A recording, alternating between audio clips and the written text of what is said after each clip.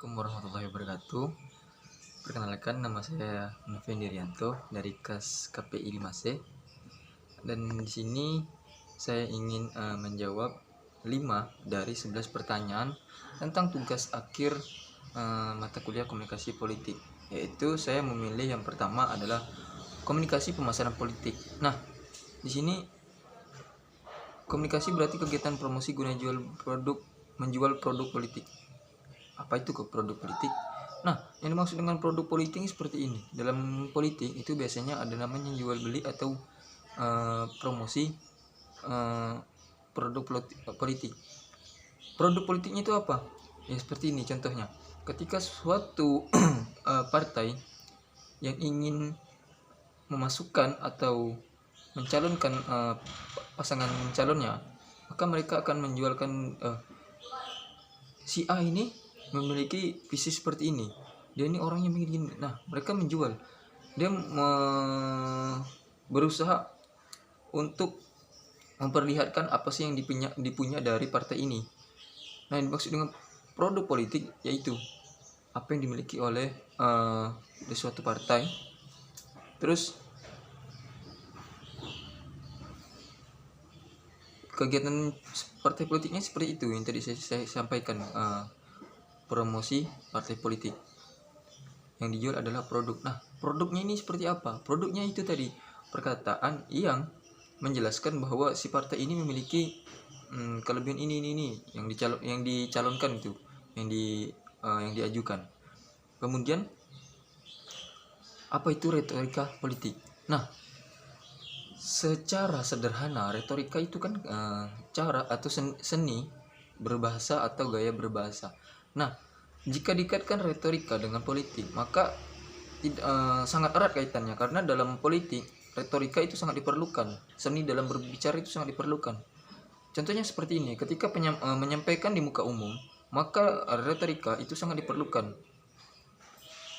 Apa contohnya? Itu tadi, ketika menyampaikan pendapat di muka umum, maka mereka akan memerlukan retorika politik untuk menjelaskan kepada halayak atau publik. Retorika itu kan seni berbahasa. Nah, jadi jika menyampaikan penyampaian di publik itu masih memiliki gaya sendiri. Contoh saja penyampaian pidato oleh seorang pemimpin kepala negara. Wah, itu mereka menggunakan retorika bahasa yang sangat menarik untuk rakyat-rakyatnya menyaksikan. Wah, Bapak ini memiliki gini. Itu dimaksud dengan retorika. Kemudian agitasi politik. Agitasi adalah upaya menggerakkan massa dengan lisan ataupun tulisan dengan membangkitkan emosi rakyat. Apa yang dimaksud dengan agitasi ini? Agitasi ini hampir sama dengan gini. Upaya membangkitkan, berarti upayanya itu dengan cara meyakinkan kepada halayak bahwa apa yang dikatakan ini benar gitu. Contohnya ketika dalam debat pasangan presiden ataupun calon presiden, maka mereka di situ mengeluarkan segala upaya. Gimana sih? Bukan segala upaya sih. Mereka mengeluarkan pemikiran mereka dengan cara menyampaikan di muka umum untuk menarik simpati halayak. Jadi halayak itu bisa percaya dengan mereka. Contohnya ketika salah satu paslon itu mengatakan, ketika saya akan menjadi presiden, saya akan membuatkan negeri ini menjadi negeri yang sejahtera dengan mengeluarkan kartu sejahtera, mengeluarkan ini. Nah, mereka itu seperti itu. Itu yang dimaksudkan agitasi politik, membangkitkan emosi emosional halayak. Jadi halayak ini bisa terbuka atau bisa percaya dengan perkataannya.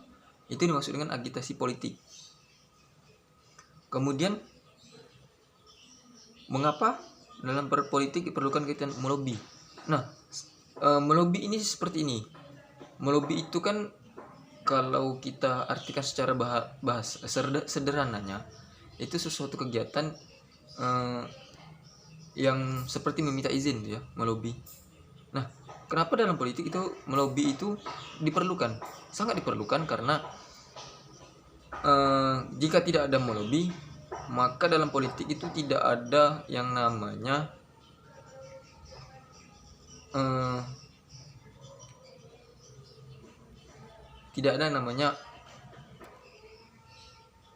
politik yang seperti apa ya mengatakannya, sangat sulit nih mengungkapkan.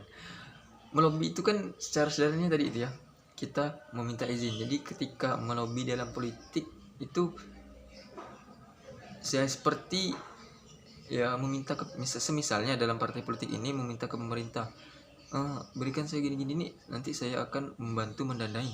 Wah, itu kan melobi. Melobi itu dalam satu partai politik dia ingin memasukkan sesuatu tapi dia ada dapat timbal baliknya. Jadi seperti apa kegiatan melobi? Yaitu tadi ketika partai politik melobi staf pemerintahan, ada timbal balik yang dihasilkan dari melobi itu.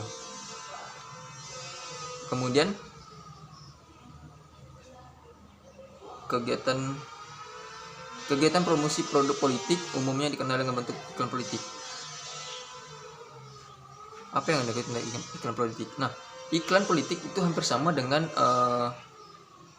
pemasaran politik.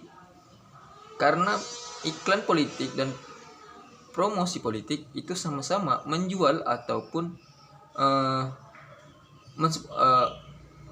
menjual produk politik. Kalau iklan berarti kan dia mengiklankan. Mengiklankan itu seperti identiknya hampir sama dengan menjual. Karena dalam jual beli barang pasti ada namanya iklan. Nah, di politik juga pasti ada namanya iklan politik. Ketika musim kampanye, maka iklan politik itu bertebaran di mana-mana. Bisa dengan iklannya melalui pamflet, banner, bisa melalui media sosial, bisa melalui media elektronik, televisi contohnya. Itu dimasukkan dengan iklan politik. Jadi semua anggota politik itu berlomba-lomba mempromosikan apa sih keunggulan dari partai mereka, seperti itu. Kemudian pencitraan. Nah, pencitraan ini adalah kegiatan untuk menggambarkan sesuatu atau seseorang menjadi baik atau tidak di mata orang. Nah, jadi pencitraan ini kan dalam satu tokoh atau satu pimpinan itu sangat diperlukan ya, karena citra seorang pemimpin dengan pemimpin besar dengan orang biasa itu kan biasanya berbeda, karena mereka membawakan kewibawaan yang di depan muka umum. Nah, terkadang ketika ada masa pemilihan kepala daerah, nah mereka berlomba-lomba mencari simpati, mencari simpati publik untuk memilih mereka dengan cara mereka berlomba-lomba melakukan kegiatan ini, kegiatan itu. Tetapi biasanya ada yang melakukan pencitraan.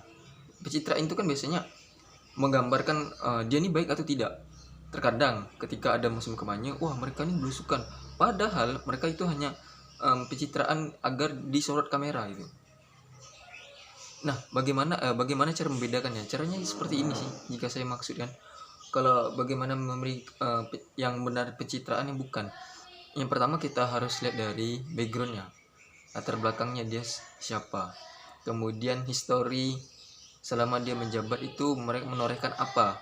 Kemudian dia pernah membuat suatu gerakan apa. Lalu misalnya dalam melakukan aksi, apakah ia itu benar-benar langsung turun atau tidak. Biasanya kan ada suatu pimpinan yang turun, tetapi kelakuannya ataupun tingkah lakunya bisa kita lihat, oh ini nampaknya pencitraan, karena dari waktu dia melakukan tindakan itu tidak sepenuhnya dengan hati, maka itu bisa dilihat dengan pencitraan.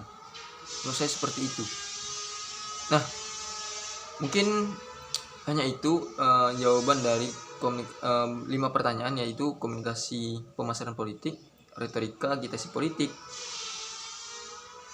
melobi, iklan politik, dan pencitraan. Kurang lebihnya mohon maaf. Assalamualaikum warahmatullahi wabarakatuh.